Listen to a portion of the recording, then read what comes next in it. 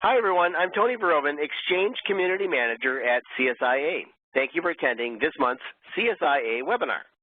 Today, Doug Tatum will present No Man's Land, Where Growing Companies Fail.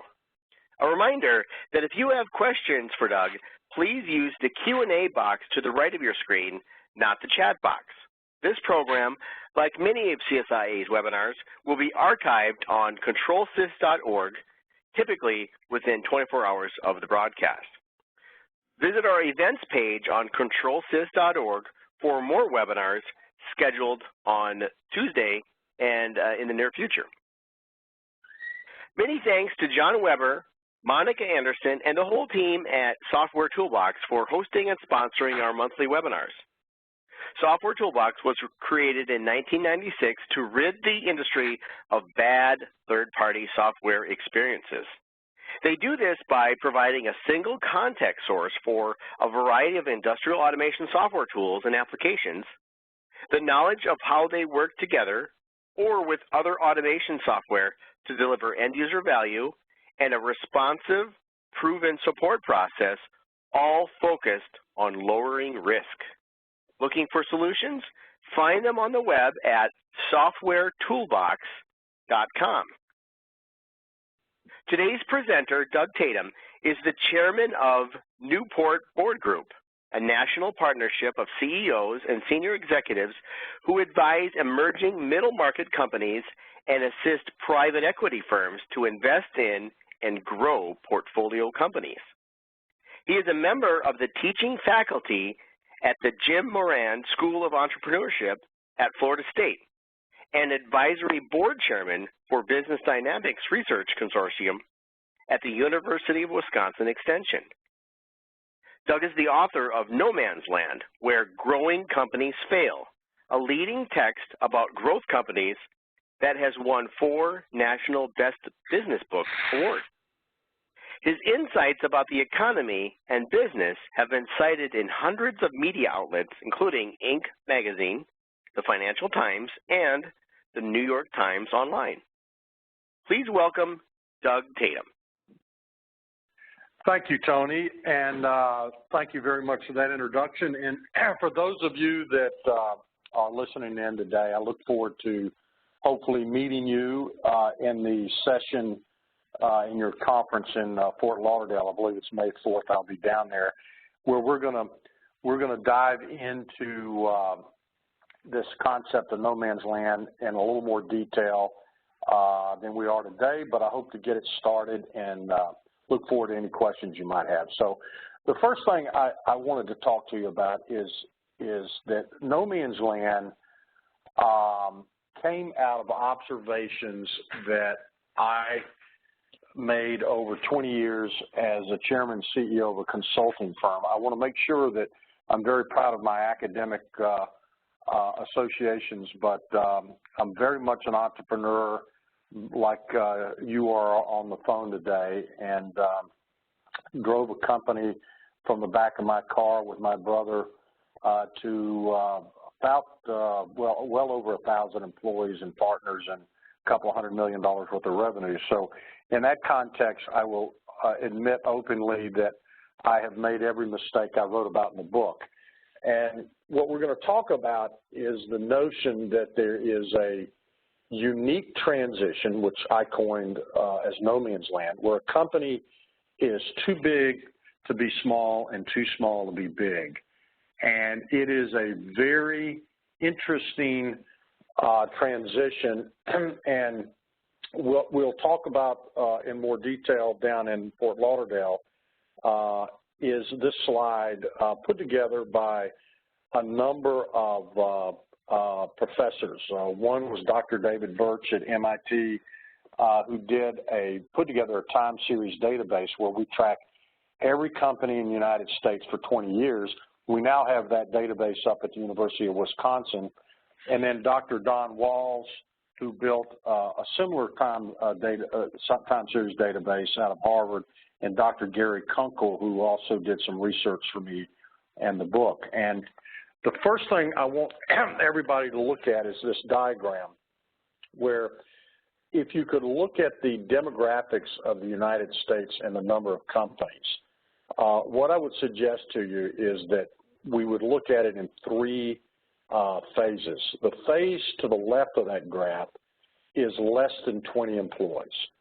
No man's land is at its peak, the transition that a company goes through between 20 and 100 employees, and there are legacy issues as you go into it and as you leave it above those levels. So typically, we're talking about companies approaching $5 million in revenues and upwards of $20 million to $25 million in revenues that face this unique and particularly interesting transition. Now, the first thing that I did want to show you is that those of you out there growing businesses through this transition are what we call the economy heroes. Dr. Kunkel went and looked at your companies, your size companies, from 2006 through 2010 for me, because that was the peak, if you remember, going into the recession and purportedly coming out of the latest Great Recession. And during that time, companies between 20 and 100 employees added 8 times as many new jobs, grew at a rate almost 4 times faster, and expanded 3 times more often than all the other companies in the United States. One of the things I will share with you down in Fort Lauderdale is some actual demographic data that shows what's happening to companies above 100 employees and below 20 employees, and I think you'll find that interesting. In that context, it is very, very important that companies in that size range understand that they are going to go through a unique transition with unique challenges, and actually, as the latest version of the book is entitled, it's a place where a lot of companies fail. What we'd like to do today and later is I'd like you to put a pair of glasses on, strategic glasses that will help you define these transitions, and we call them the 4 M's. There's a unique transition around the marketplace. There's a unique transition around your management team, your economic model, and the money. And we will go through each one of those here briefly, kind of as a primer, and I'll talk to you a little bit about what the issues are, and then later down in Fort Lauderdale, we will give you some business rules that I will argue are immutable. In other words, you've got to attend to those issues if you're going to get to the next side.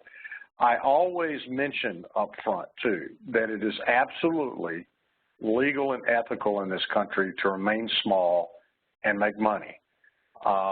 One of the things I think too many of us do that speak about businesses, and I fall into that trap, is I wanted you to know that I had scaled the business to a large company, but that isn't necessarily the definition of success. A dear friend of mine, Bo Burlingham, wrote a book called Small Giants about how influential entrepreneurs are incredibly important and their businesses don't scale, and that's completely appropriate. In fact, one of the key strategic decisions that you will, I think, start to think about out of this material is whether it makes sense for you to try to scale, or whether you've got a unique niche built around your own personal, as the entrepreneur, your own personal talents that would persuade you to stay small. So what we're going to do real quickly here is I'm going to kind of go through each one of these M's and kind of tee them up in the context of no man's land, and then later on perhaps there might be a few questions. We'll see. So the first one is the approach to the market. Now, what is interesting about this is that companies grow at the size that most of your membership are currently at because they innovate. That simple picture there is a picture of innovation. It shows somebody cleaning something up and show somebody messing something up. Actually, the messing up is the first part and the cleaning up is the second part. And the reason I refer to that as innovation is that as a company enters into no man's land and as they grow, what you end up doing out there as entrepreneurs is you sit in front of customers that ask you to do certain things. And they'll ask you, can you do this? And you will say, yes, we can. Or you might even go so far as to say, yes, we're outstanding at that, when you know you've never ever done it before. You make a promise to a customer, but because you are managing both those promises to customers and operations simultaneously, you meet those promises. What's interesting about that is that it's those promises that ultimately become value propositions economically in your company. And the real strategic issue, and we'll talk a little bit more about how to make that decision down in Fort Lauderdale, is how do you decide which value proposition, which promise you've made to a customer or a series of customers is highly scalable, and which ones are one-off exceptions that are eating the bandwidth of your enterprise. It's fascinating to me as I consult with and many of my partners in Newport work with companies that are trying to size this issue up, that we find that in many cases the quickest way to grow is to get rid of your largest client or customer, because that promise, what attracted them to you and what got them paying you, is an exception, not a scalable value proposition, and that large client ends up eating enormous amounts of bandwidth out of your enterprise and keeping you from systematizing the other promises you've made into a value proposition that you can grow. One of the other things we'll be talking about too is the cost of the distribution channel. When I define the term distribution channel, I'm referring to your sales force or how you market. You know, winning a customer is enormously difficult, and it is becoming enormously costly. One of the transitions that happens is that as you migrate from being chief salesperson and operations person and start letting go of pieces of decision-making in your firm, you hit a stall in no man's land, where all of a sudden the levers of growth that you used to pull to keep going don't seem to work as well. Your time becomes increasingly taken over by exceptions. You get comments that say, hey, Doug, I got to talk to you because the only way I can get things done is to talk to you.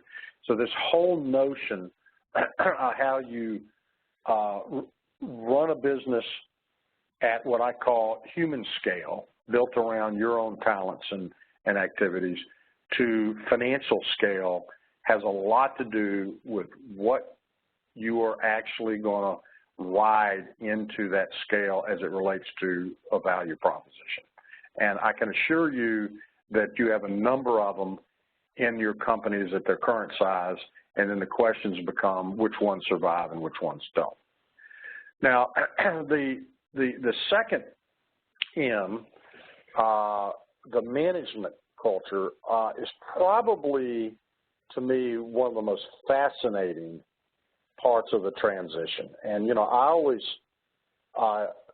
think about the fact that all of us that have engaged in entrepreneurial endeavors or taken over a family firm or started something and trying to run it, a lot of times if you started it, you did it because you either couldn't work for anybody else, couldn't stand working for anybody else, or couldn't handle the fact that you could do it better. And, as I always tell somebody when they ask how do people become entrepreneurs, I say a lot of times they quit and then end up stealing the client. And that's the way the businesses get started. Well, in that context, you start a business to work for yourself. You then end up one day waking up and realizing that these employees that you've, excuse me, gathered around you actually are building their careers with you. And the pressure intensifies when you realize that you have to be successful on behalf of somebody other than yourself. And then, God forbid, you actually bring in outside capital, which is a whole nother constituency we'll talk about in detail a little bit today, but in more depth down in Fort Lauderdale. Now, what's interesting about this is that you have an inner circle. Whether you've thought about it very deeply or not, I would hope to start that process out of this discussion. There's a group of people that everybody in your enterprise knows is in the room when a big decision is made. It could be your spouse, it could be your accountant or your lawyer, and there's always typically somebody within the company that's in that room. Now, what's fascinating about that is that the ticket to that inner circle in the early days, or in the days of currently where you are, is and has always been loyalty. In other words, loyalty to you, loyalty to the company. These folks were there when you didn't know where they were going to be paid. Maybe sometimes they even deferred their compensation to get you where you are. But they're very, very loyal, and that's one of the reasons they're in their inner circle. The transition to scale requires a different ticket to that inner circle, which I will cover down in Fort Lauderdale. But I will suggest to you that the most difficult decisions you will make in no man's land have to do with who is and who should be and who shouldn't be in your inner circle. Without a doubt, I would suggest to you that if you're in that $5 to $15 or $25 million range, that there are folks there that everybody in the institution, your company knows needs to be relieved of duties. And you're going to have to face that issue directly, and they're waiting for you to face that issue. Some of you, I'm sure, have already made that decision, and we always get a pretty interesting round of discussions about that out of the audience. So we'll talk some more about that, but that management transition is probably the most difficult and painful issue you'll deal with, and there are some really tough decisions that you have to deal with there, and we'll give you some business rules that will apply to how to execute on that. The next M is the financial model. And when I refer to a financial model, what I'm referring to is how your business makes money and where it makes money, and at what inflection points do you face a phenomenon we call stepped fixed cost. When you are transitioning from a human scale model, many times the economic financial model of your business is based on high performance, cheap labor, namely yours. In other words, it's conceivable that you, given your expertise as an entrepreneur, could make more money working in a larger enterprise doing what you do.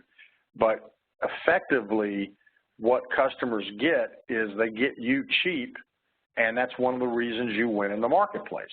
Now, that's not a scalable value proposition. The other issue that you're going to have to deal with is you cannot outwork no man's land. You cannot outpace it. You actually, most of you are working at full tilt anyway and stretched thin, and the idea that you can do any more to accommodate the growth is doesn't work in my experience. So one of the things I think many of you might sense is that you need to create more infrastructure, whether it be people, equipment, technology, resources, than your current revenues can handle. And what I will show you using some real life data out of industry numbers that we've captured in a few other industries and with some actual case studies of companies is that there is a phenomenon called stepped fixed cost, where in many cases there is a dramatic impact to your net income to get to the next level. Now, what really becomes interesting in that context is how do you get there? can you accept the impact on your net income to get to the next level? How do you finance the impact on your net income to get to the next level? It is a very, very risky proposition to build an infrastructure ahead of revenues. But I think I will hopefully be persuasive that that's something you will face. It's not uncommon. In fact, it is quite common. And we'll talk about how to kind of approach that issue, where the speed limits are, and dig into that a little bit more as we go forward. So, at this point, we've talked about the marketplace. I probably neglected to mention too that obviously with the Internet of Things that's impacting your industry, the whole cyber issue, there's enormous opportunities, but there's also shortened product cycles. And where is it that you place your bet, and where is it that you differentiate yourself, and then how you connect with your distribution channel, how do you find new customers becomes a very important exercise to think about strategically. And then we've talked a little bit about the management culture. Who do you need to surround yourself with? How do you de-risk the decisions that are being made out there, and what pieces of the business do you let go of? I am a big believer that entrepreneurs can run really big businesses. I also will argue, I hope persuasively, that the folks that you have in your inner circle are not going to be the same ones necessarily that got you to where you are today will be the ones that will get you to where you want to go. The financial model, again, there is a transition where you have to go from a high-performance, cheap labor model to one where your costs normalize. There's most likely going to be some fixed costs that have to be interjected in order to get to the next level. And obviously the question then becomes, how are you going to afford that? How are you going to finance that? Which leaves us to the last M, the money M. Now, the money M is interesting because we're talking about the capital markets.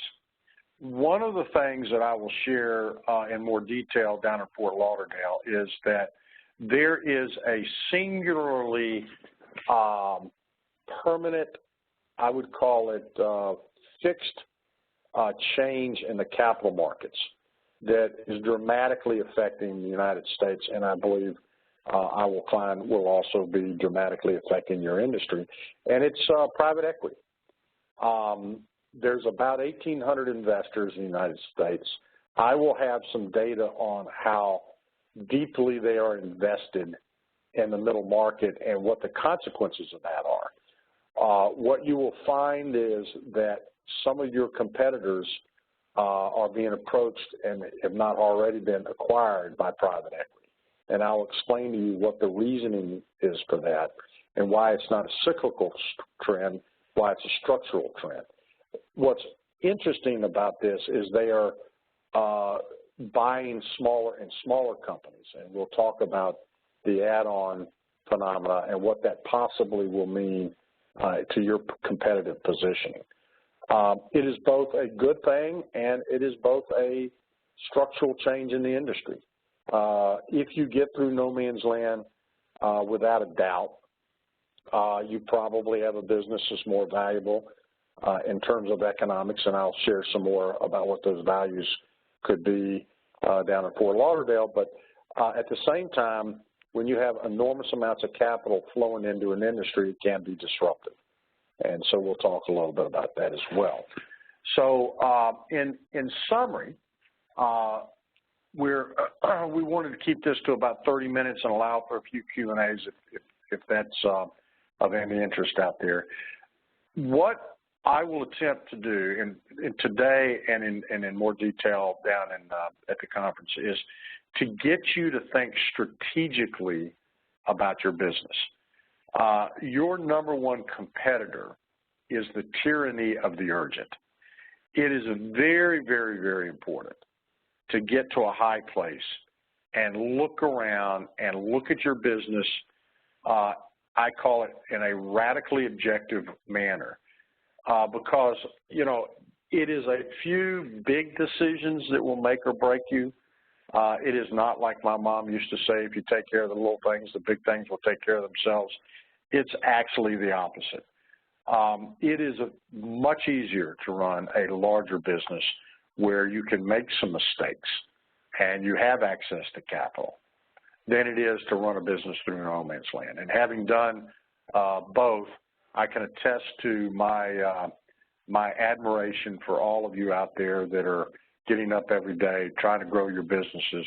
And hopefully I'll be helpful in helping you to think through some of those big decisions and lay out some of the rules that I've seen over the years and have studied that have to be executed in order to be successful and not become one of the statistics in no man's land. So with that, that covers what I wanted to talk about today, and I would be glad to entertain any questions if you have any of them, and try to honor our time commitment to keep this relatively brief for any of you out there listening in.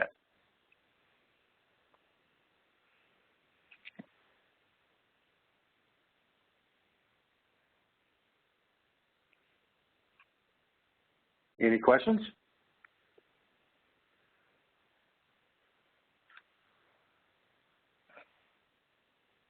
Trying to see where, if there are any of them.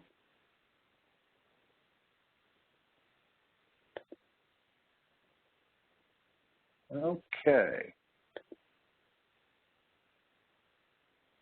If there are no questions, then I think we will move ahead, and I appreciate very much your time, and hopefully I'll be honored to meet you at your national conference. Doug, this is Tony. There is a question. Okay. Bob would like you to, he says, explain the types of investors. That's an interesting question. So there's an industry, there are two primary groups that you might be familiar with. One is what they call venture capitalists, and they are all aggregated. The vast majority of them are on the West Coast around San Francisco, some in Boston, New York, et cetera. That's not what I'm talking about. I'm talking about a group of investors called private equity. And these are pools of professionally managed capital that, that invest equity, private equity, that they manage into industries and into companies to help them grow and get larger. And there's about 1,800 or 1,800 firms that we track. We've cross-referenced all of their portfolio companies into all of our databases up at the Institute, so we know what percentage of companies they own. And the sum total of it is that these types of investors right now have over $500 billion of dry powder. And they have ferocious appetites for reasons we can cover in more detail to deploy that capital. And that can be very disruptive into an industry. You might find yourself with some of your competitors being rolled up into a single enterprise that might have a competitive advantage from scale. I don't know that's the case. There's too much money chasing too few deals, and that's the structural imperative that's driving a lot of their investments into little smaller companies. Now, obviously, you have the financial markets in terms of debt, but I got to tell you, and fintech, which is for even smaller companies, there are capital markets out there that are applicable to growing through no man's land, but the ones that are going to change the scape of the landscape are these 1,800 investors with $500 billion that invest in companies literally, typically $25 million in revenue and above. It used to be $100 million in revenue above, but it's now much smaller than that. Did that, I think it was Bob, did that answer your question?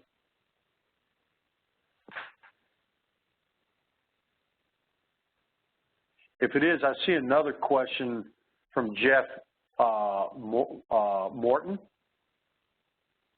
Would you like me to answer that one, Tony? The question from Jeff, go ahead. yeah, says, can you elaborate on the ticket change for the inner circle? What are the red flags to be concerned about? Well,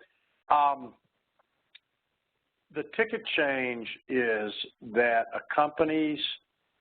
that the folks you surround yourself, and I'll defer a lot of this till we get down to Fort Lauderdale, but at a high level, the ticket change goes from loyalty to performance. And, but only if you decide to go from human scale to financial scale. It is perfectly appropriate to have people surrounding you that you know their weaknesses and they know yours, and business is a form of third-grade soccer. In other words, everybody does what has to get done. As you get larger, you start having to play positions, Jeff, and what happens is the way you de-risk a company is you start bringing in folks that have been there, done that at a larger level so that they've made their mistakes on somebody else's nickel. Because when you start letting go of pieces of the business, you can't have failure there. So you end up interjecting experience into your inner circle. And the problem is when you can't pay somebody in the early days, you give them another form of compensation called titles.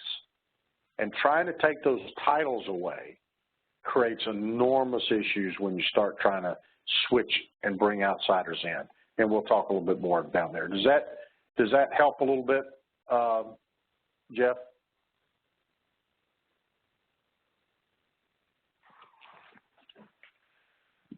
So, looking to see if there's any other questions there. I don't see any more.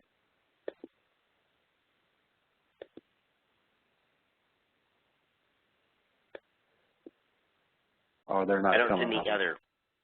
Okay, good deal. Well, hopefully that helped answer some of the issues for Jeff. And Doug, just in closing, if someone is not attending the conference, how would they get a hold of you?